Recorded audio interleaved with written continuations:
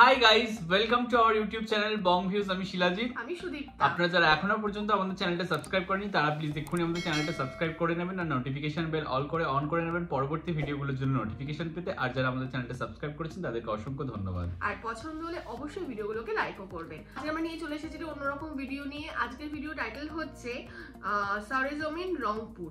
এরশাদের আসনে জিএম কাদেরের মুখোমুখি তৃতীয় লিঙ্গের প্রার্থী এবং চ্যানেল নেম হচ্ছে বিবিসি নিউজ বাংলা। তো চলুন দেখে নিই ভিডিওটা। আর ভিডিওটা যদি কপিরাইট ক্লেমের জন্য ব্লক হচ্ছে তাহলে সম্পূর্ণ ভিডিওটা আপনারা আমাদের ফেসবুক বা ইনস্টাগ্রাম পেজে পেয়ে যাবেন। আর ফেসবুক বা ইনস্টাগ্রাম পেজের লিংক আপনারা আমাদের ডেসক্রিপশন বক্সে ফার্স্ট পিন কমেন্ট থেকে পেয়ে যাবেন। তাহলে চলুন সবাই মিলে ভিডিও দেখা শুরু করি। একটা সময় ছিল এইচএম এরশাদের জাতীয় পার্টির লাঙ্গল মার্কা রংপুরের মানুষের মনে আবেগ তৈরি করত, কিন্তু সে পরিস্থিতি এখন অনেকটা বদলেছে বলে মনে হয়। এই যে বাড়িটি দেখা যাচ্ছে এটি হচ্ছে হুসাইন মোহাম্মদ এরশাদের বাড়ি। রংপুর শহরে ঢুকতেই এই বাড়িটির অবস্থান। তিনি যতদিন জীবিত ছিলেন নির্বাচনের সময় এই বাড়িটি ছিল প্রচারণার কেন্দ্রবিন্দু, কিন্তু এবার একেবারে শুনশান নীরবতা। এই আসন থেকে প্রতিদ্বন্দ্বিতা করছেন তার ছোট ভাই জিএম কাদের। মিস্টার এরশাদ যতদিন জীবিত ছিলেন ততদিন রংপুর অঞ্চলে জাতীয় পার্টির প্রভাব প্রতিপত্তি মোটামুটি ছিল। তিনি 1991 এবং 96 সালের নির্বাচনে কারাগারে থাকা অবস্থায় 5টি আসন থেকেই জয়লাভ করেছিলেন। স্থানীয় মানুষজন বলছেন 2008 সালের পর থেকে রংপুর অঞ্চলে জাতীয় পার্টির প্রভাব কিংবা জনপ্রিয়তা দুটোই কমতে থাকে। দীর্ঘদিন ধরে এই দল কি নিজেদের দ্বারা পরিচালিত হয় নাকি অন্যের দ্বারা পরিচালিত হয়? যখন দুই নৌকায় পা রেখে নানান রকম সুযোগ সুবিধা নেওয়ার প্রশ্ন থাকবে তখন কিন্তু অন্যের আনুকূল্যের উপর নির্ভর করে দলটার বিকাশ সাধিত করতে হয়। তো অন্যের বিশেষ সুযোগ সুবিধায় একটা দল মেরুদণ্ড সোজা করে দাঁড়াতে পারে না। আমি নির্বাচনী প্রচারণায় এখানে যদি আসতে পারি নিশ্চয়ই আসবো। প্রচারণা শুরুর 6 দিন পর জিএম কাদের রংপুরে আসলেন, তাও খুব সীমিত আকারে একটা কর্মী সভা করেছেন তিনি। কোনো জনসংযোগে দেখা গেল না।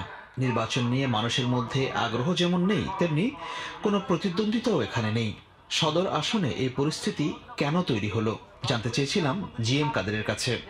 এটা তো আমরা সৃষ্টি করিনি, আমাদের প্রয়োজন ছিল আমাদের রাজনীতিকে এগিয়ে নিয়ে যাওয়ার জন্য যেটা প্রয়োজন ছিল সেটা আমরা করছি। প্রতিযোগিতা না থাকলে সেটাকে কি ভালো নির্বাচন বলা যায়?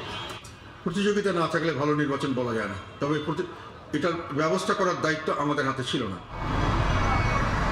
রংপুর 3 আসনে মিস্টার কাদের ছাড়াও আরও 5 জন প্রার্থী হলেন বাংলাদেশ কংগ্রেসের একরামুল হক, এনপিপির আব্দুর রহমান, জাসদের শহীদুল ইসলাম, ন্যাশনাল পিপলস পার্টির শফিউল আলম ও স্বতন্ত্র প্রার্থী আনোয়ারা ইসলাম রানী, যিনি তৃতীয় লিঙ্গ। অন্য প্রার্থীরা কেন জনসংযোগে সক্রিয় হচ্ছেন না সেটি নিয়ে রানীর মনেও রয়েছে নানা প্রশ্ন। শুধু আমি একাই মাঠে আছি, আর কোনো প্রতিদ্বন্দ্বীকে দেখছি না। এর মানে কিসের ইঙ্গিত দিচ্ছে? আসলেই কি সত্যি সত্যি উপরে উপরে সিলেকশন হয়ে আছে? যদি সেরকমটাই হয় তাহলে আমাদের হয়রানি করার কি দরকার? রংপুর সদর আসনে আমেজহীন এই নির্বাচন নিয়ে ভোটারদের মধ্যেও ভোট কেন্দ্রে যাওয়া নিয়ে অনাগ্রহ দেখা গেছে। আমাদের মনে করেন যে ভোট দিলেও ওরা হইবে, না দিলেও হইবে, আমাদের ভোট তো লাগেই না। এ দুঃখ থাকার জায়গা নাই। এটা আমি যে রিক্সা চালাই, এই রিক্সা চালকের দাম হয় কখন, ফকিরের দাম হয় কখন, সম্মান দেয় কখন, যখন ভোট আইছে তখন এমপিও আসি গাঁও সপ্তাহে মাথা সপ্তাহে, বাবা আমার অমুক মার্কাটাত ভোট দেন, কিন্তু এই ভোটটাই তো আমরা দিতে পারি না। তো আমার মনে হয় এবার আওয়ামী লীগই আবার জিতবে, এটা প্রত্যাশা করি, কারণ ওনাদের সময়ে আমরা অনেক উন্নয়ন পাইছি।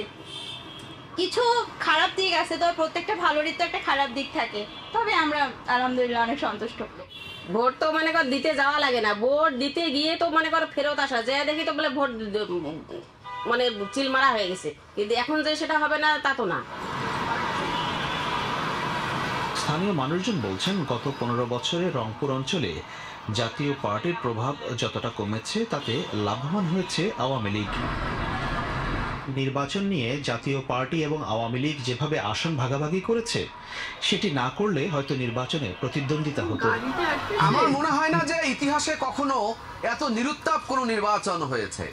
মানে এটা যদি একটা ইউনিয়ন পরিষদের নির্বাচন হতো তবু যে পরিমাণ উত্তাপ ছড়ানোর কথা ছিল, জাতীয় সংসদ নির্বাচন হচ্ছে তার কোনো আবহ নেই, কোথাও নির্বাচন এখানকার কোনো ইস্যু নয়। রংপুর জেলায় 6টি আসনের মধ্যে এবার সবগুলোতে জাতীয় পার্টির প্রার্থী রয়েছে। এর মধ্যে গঙ্গাচড়া এবং সদর আসনে আওয়ামী লীগ প্রার্থী প্রত্যাহার করে নিয়েছে, কিন্তু বাকি 4টি আসনে নৌকা ও লাঙ্গল মার্কার মধ্যে প্রতিদ্বন্দ্বিতা হবে। আকবর হোসেন, বিবিসি বাংলা, রংপুর। আচ্ছা, দেখলাম হচ্ছে একটা ভিডিও যেখানে আমরা অনেক কিছু জানতে পারলাম। প্রথমত তো মানে একটা জিনিস দেখে খুব ভালো লাগলো যে মানে প্রত্যেকটা নাগরিকেরই যেটা অধিকার রয়েছে, তো সেই অধিকারটা কোথাও গিয়ে প্রতিফলিত হচ্ছে বা কোথাও গিয়ে সেই তার স্থানটা পাচ্ছে, এবং তারই একটা প্রতিচ্ছবি আমরা দেখতে পেলাম যে তৃতীয় লিঙ্গের বা ট্রান্সজেন্ডার বলুন, যাই বলুন না কেন, এই রকম কমিউনিটি থেকেও যে একজন প্রতিদ্বন্দ্বী বা রিপ্রেজেন্টেটিভ উঠে এসে এবং সেও মানে ভোটে দাঁড়াতে পেরেছে, এবং মানে সেও আর কি তার উপরও দায়িত্ব ভার অর্পিত হতে পারে বা সেও কাঁধে দায়িত্ব নিতে পারে দেশের ও দশের সমাজের কল্যাণের জন্য বা তাদের জন্য কাজ করার জন্য। সেও যে একজন স্বতন্ত্র ছেলে মানে পুরুষ এবং একজন স্বতন্ত্র মহিলা ঠিক যতটা দায়িত্ব নিজের কাঁধে নিতে পারে এবং যতটা সেটাকে মানতে পারে বা এগিয়ে নিতে পারে, একজন ট্রান্সজেন্ডারও পারে, তার মধ্যে ইকুয়াল হচ্ছে সক্ষমতা রয়েছে এবং সেটা যে স্বীকৃত হয়েছে সেটা খুব ভালো লাগলো দেখে। না, এটা হয়তো কোথাও কি একটা দেশের জন্য বা জাতির এগিয়ে যাওয়ার জন্য একটা খুব ভালো দিক, কারণ আমরা রিসেন্টলি কিছুদিন আগে একটা দেখেছিলাম যে মানে একদম মিডিয়ার সামনের সারিতে এসে নিউজ রিডার হিসেবে ট্রান্সজেন্ডাররা উঠে এসেছিলেন, এবং এখানেও আমরা দেখলাম যে ভোটের প্রার্থী হিসাবেও তারা দাঁড়াতে পেরেছেন। তো সেক্ষেত্রে এটা খুব জাতির জন্য বা বাংলাদেশের জন্য একটা খুব মানে গরিমার একটা দিক। হ্যাঁ, একদমই তাই। তবে এটা তো গেল এই ব্যাপারে, কিন্তু যেটা আমরা দেখছি বা এর আগেও আমরা অনেক ভিডিওতে দেখেছি বা আমরা অনেক সময় আপনাদের অনেকের সাথে আমাদের কথা হয়, তো সেই কনভারসেশনে আমরা জানতে পেরেছি যে মানুষজন ভোট দিতে যায় বাট তারা গিয়ে দেখে যে অলরেডি তাদের ভোট দেওয়া হয়ে গেছে, তারা আবার হতাশ হয়ে ফিরে আসে। এবং লাস্ট একটা ভিডিওতে আমরা দেখলাম যে রাতের নির্বাচন এক্স্যাক্টলি রাতের নির্বাচনটা আপনারা জানাবেন যে 2018-তেই বোধহয় রাতের নির্বাচন হয়েছিল। রাতের নির্বাচনটা কি প্লিজ আপনারা জানাবেন, এটা আমরা জানতে উৎসাহী, যেটা আগের ভিডিওতে আমরা প্রশ্ন করতে ভুলে গেছিলাম। আর একটা জিনিস হচ্ছে একজন রিক্সা চালকের যে বক্তব্যটা শুনলাম, ওটা না ভীষণ প্যাথেটিক লাগলো, মানে এবং কথাটা তো সত্যি, মানে কথাটা শুধু সত্যি না, অ্যাকচুয়াল আর কি যে রূঢ় বাস্তব যেটা, সেটাই হচ্ছে ওই কথাটা। একদমই তাই, কারণ তাদের অন্য সময় কেউ পৌঁছেও না, কোনো উপর আলার মানে উপর তলার লোকেরা, ঠিক আছে, এই ভোটের সময় নেতা মন্ত্রীদের তাদের পদতলেও অনেক সময় আসতে দেখা যায়, তাদের মানে হাত জোর করতে দেখা যায়, এবং সেটাই কোথাও গিয়ে গণতন্ত্র। হয়তো ওটা কোনো সময় হয়তো নিজেদের পাবলিসিটি করার জন্য বা ভোটের বাজারে জিতিয়ে রাখার জন্য, এটা তো বটেই, কিন্তু কোথাও গিয়ে এটাই গণতন্ত্র যে ওপরতলার মানুষ ও নিচু তলার মানুষের কাছে হাত জোর করছে বা মাথা নিচু করছে, কিন্তু এনারা সেই ব্যাপারটাও পাচ্ছে না, সেখান থেকেও তারা বঞ্চিত হচ্ছে না। ভোটের সময় তাদের যে প্রাপ্য অধিকার বা মানে সম্মান বলুন বা একটা জায়গা বলুন, নাগরিক হিসেবে যে একটা যে সম্মান, যে ভোট দান বা তাদের অধিকার, সেটাও তারা পাচ্ছে না, এবং তাদের সেই সময়ও কেউ পুচ্ছে না, এবং তারা ভোট দিতেও যাচ্ছে না, এবং তারা জানেই যে রেজাল্ট কি হবে, এবং মানে ওপর তলায় তলায় সবকিছু প্রি ডিসাইডেড ব্যাপার, যেটা এখানেও মানুষজন বলছে, বা তারা ভোট দিতেই পারছে না, নিজের অন্তত নিজের চয়েসটুকু তারা গিয়ে করতে পারছে না। আর একটা জিনিস এখানে বলার রয়েছে যে আমরা এতদিন জানতাম যে হচ্ছে আওয়ামী লীগ এবং বিএনপি হচ্ছে দুটো জাতীয় দল, এবং এখানে আমরা দেখলাম জাতীয় পার্টিও বলেও আর কোনো আর কি দল রয়েছে, এবং আমরা আগের কোনো একটা সময় ভিডিওতে জিজ্ঞেস করেছিলাম যে লাঙ্গল মার্কাটা কোন আর কি দলের আর কি প্রতীক, তো এটাও বুঝতে পারলাম যে জাতীয় পার্টির আর কি সেটা প্রতীক, এবং সেটা আর কি এই রংপুরে বিশাল আর কি তার বিস্তার ছিল, এখন কোথাও কি তার প্রভাবটা কমে এসেছে।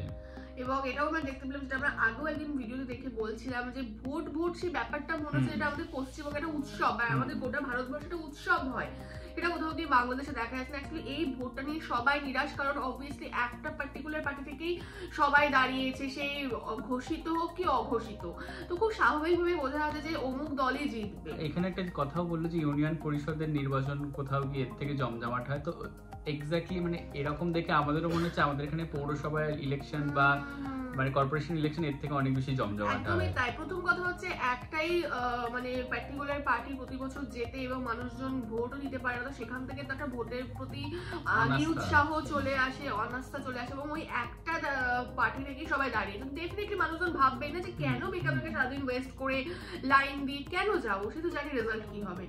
তো ওই জন্য কোথাও গিয়ে নিরুৎসাহ ব্যাপারটা দেখা দিচ্ছে, এবং যেটা খুবই খারাপ, গণতন্ত্রের জন্য তো খুবই খারাপ। এবং মানে আমরা এর আগেও এটা বলেছি, আবারও এটাই বলছি যে এরকম কখনোই হওয়া উচিত না। প্রত্যেকটা মানুষের যে গণতান্ত্রিক অধিকার সেটা অবশ্যই এটা থাকা উচিত, সেটাকে মানে অ্যাপ্লাই করাটা উচিত, এবং তার জন্যই আমাদের গণতন্ত্র। তো যাই হোক, ভিডিওটা এখানেই আমরা শেষ করছি। আমাদের সত্যি কিছু বলার নেই, আপনারাই জানাবেন যে কি হতে চলেছে বা কি হলো, বা ভোট তো খুবই কাছে আছে, আপনারা ডেফিনেটলি জানাবেন যে আপনাদের কিরকম এক্সপিরিয়েন্স হলো ভোট দিতে গিয়ে। এবং আমাদের ভিডিও যদি ভালো লাগে অবশ্যই লাইক করবেন এবং আমাদের চ্যানেলটিকেও সাবস্ক্রাইব করে যাবেন। আর সাবস্ক্রাইব বাটনের পাশে জয়েন বাটন পেয়ে যাবেন, সেখানে কিছু ফ্যাসিলিটিস দেওয়া রয়েছে, চাইলে আপনারা চেক করতে পারেন। আর আমাদের যে ফেসবুক ইনস্টাগ্রাম পেজ রয়েছে সেখানে আপনারা ফলো করতে ভুলবেন না, লিঙ্ক ডেসক্রিপশন বক্সে পেয়ে যাবেন। আর আমাদের সাথে কানেক্টেড থাকার জন্য আমাদের যে ফেসবুক গ্রুপটা রয়েছে সেখানে আপনারা জয়েন করে আপনাদের মনের মতো সমস্ত কিছু পোস্ট করতে পারেন, তার লিঙ্কও ডেসক্রিপশন বক্স চেক করলে পেয়ে যাবেন। আর আমাদের যদি আপনারা পার্সোনালি পছন্দ করে থাকেন আমাকে শিলাজিৎ ওকে সুদীপ্তা হিসেবে, তাহলে আমাদের পার্সোনাল ফেসবুক ইনস্টাগ্রাম সাইটে আপনারা ফলো করতে পারেন, তার লিঙ্ক ডেসক্রিপশন বক্সে দেওয়া রয়েছে। তো দেখা হচ্ছে পরবর্তী ভিডিওতে, আজ এ পর্যন্তই, টাটা, নমস্কার।